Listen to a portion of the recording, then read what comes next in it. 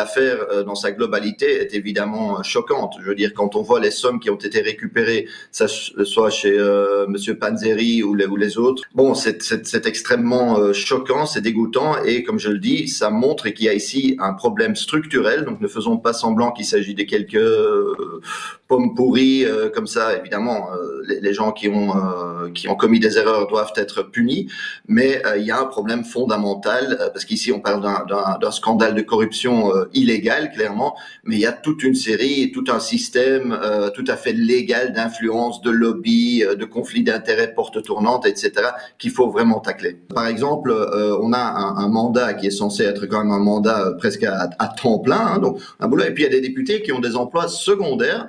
Je l'appelle, comme je disais, le syndrome Verhofstadt, de Guy Verhofstadt, ancien Premier ministre qui est maintenant député européen depuis très longtemps, qui gagne, selon des estimations, je pense, jusqu'à 150 000 € en plus chez notamment Sofina, qui est une société d'investissement. Alors là, se pose quand même la question du conflit d'intérêts.